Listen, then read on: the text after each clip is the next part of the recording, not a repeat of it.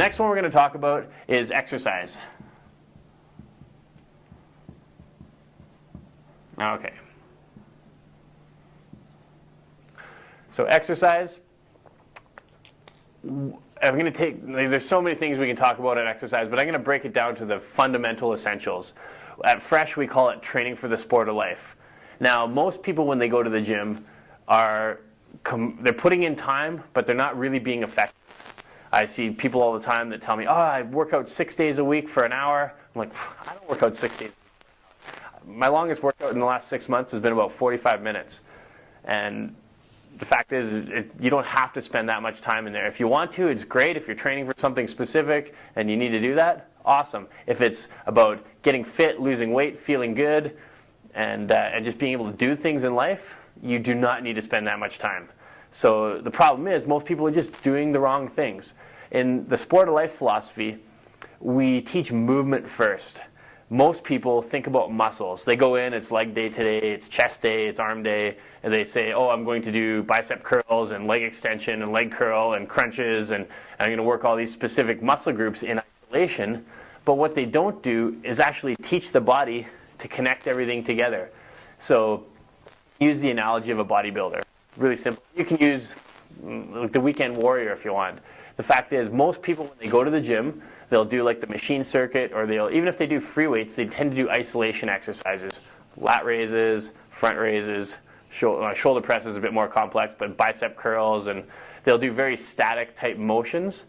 And they work individual or small groups of muscles. They don't connect everything together. So their body is used to doing all these little small things, and then in life, you get asked to pick up your kid from the ground and lift them up overhead, or carry a kid on your hip while you're walking down a flight of stairs, or carrying a duffel bag plus groceries and all these things that are creating all these crazy forces on your body, and you have to stabilize, you have to balance, you have to be control, you have to have strength in certain areas. And if you haven't trained properly for that, you're setting yourself up for failure every single time. I make a joke that the fitness boom of the 70s, when people were using the Nautilus all the time and doing the aerobics and things, were set up the physio boom in the 80s because people wanted to be more active. They were doing all this isolation stuff, and then they'd go out and try and play a sport on the weekend or do something that was more active and call it functional, and they would get injured because they had not trained their body for what life required of them. So that's why we call training for the sport of life, and it's all about movement, function, teaching people how to balance, stabilize. Once we can teach the movement, then we say, yeah, we can get you stronger, we can get you faster, we can get you more lean, we can do this. But being lean and looking good in the mirror is useless if you can't do anything with that.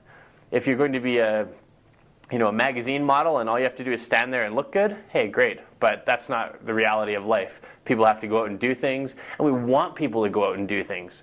We tell people that what we do in the gym is to help us do things outside of the gym. And if your sole purpose for exercising is because you want to lose weight and you just do a few times a week on the elliptical, we're probably not the right place for you, because we go so far beyond that a lot of people are shocked. And it's a ton of fun. It teaches you to have fun with exercise, but it goes back to why are you doing what you're doing and how are you accomplishing your goals?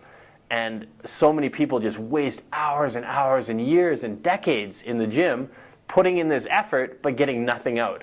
So we like to tell people it's easy to get you twice the results or 3 times the results in half the time of your normal program, because we're actually focusing on the right things and doing things, and all of a sudden, lo and behold, you have fun with exercise, and it starts to be a joy to actually come to the gym and to do things, and then to get outside and be more active. So that's something to really consider. If you're dragging your butt to the gym every day, it's probably because you're bored stupid and you're doing things incorrectly. You might be getting injured, or you don't know what else to do. So we'll talk about that in a little bit more. The next thing, so I'll just put sport of life here. Sport of life to remind you.